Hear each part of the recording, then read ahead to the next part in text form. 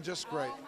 Good. And I understand you're on the closer, and it's coming to an end this season. Those are 6 more episodes that'll air, and then it's going to fold into a brand new show called Major Crimes, which will be, everybody's going to be there except Kira.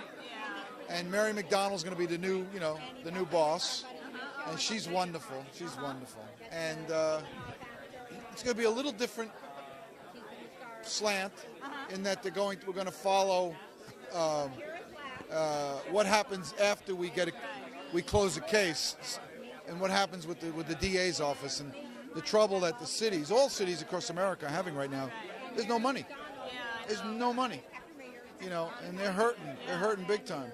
So it's going to be really interesting. A lot of conflict, in terms of procedural stuff, which is great. So it's not always going to be, punching or beating up a bad guy. It's going to be catching the bad guy, doing that part of the show, and then now what? Now, how come you can't, try this guy? So it's going to be some of the challenges. What do you think what the flavor of the show is going to be like, or different with Kira leaving and Mary coming in? Oh, well, I think the thing that's going to be interesting about Mary's character was to watch Mary's character start to rehabilitate her. Yeah. Because she was always the sort of came in like in charge of the dark side, so to speak. You know what I mean? But she's on the most thankless job in the police force is IA, Internal Affairs, and that's her job. And you're going to start to understand why somebody goes into IA. And Mary, being the brilliant actress that she is, that she'll have the opportunity to do that, yet still be stern, and there's a lot of twists and turns that'll be, I think, for the viewers of the show, it's going to be like, wow, like a second wind. It's like, oh, wow, this is going to be cool. So. And then it's like you've been playing a police detective for so long. Have you ever, read a newspaper or watched the news or something like that, and you're like, oh, I know. Oh, I got that figured out. No, because I always say that my world as a police detective exists between the words action and cut. And in real life, there is no cut, just constant action.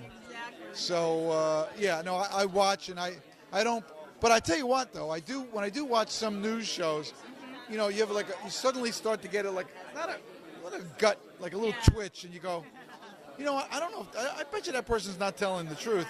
And then I've been pretty good, like 8 out of 10 times so far. It's like the person wound up being, I was like, oh, good, cool, So, but I don't presume to say, oh, I know for sure. I just, it's a tough job, being a cop. It's a tough job. Even in real life and on TV, I'm sure. It's because you want to try to bring a reality and also honor these people who protect us. Like I was saying the other day, cops and emergency service guys and firemen, they're always running towards the danger, and everybody else is running away from it. So. Right, exactly. And so we're here at the Prism Awards. How important is it for you to be here at this event tonight? Well, it's great because it's great because I've been in, I'm in recovery 19 years, and so it's something that is meaningful to me. I mean, it's not like when we got SAG nominations, it wasn't meaningful to me, but this is a little extra special. So. It has more meaning. Well, thank you for talking to me, and look forward to seeing the show. And when does the Major Crimes, when does it start? There's 6 episodes of The Closer. The night of the last episode of The Closer, I believe, is going to be followed by the first episode of Major Crimes. And then Major Crimes will take over The Closer's time spot.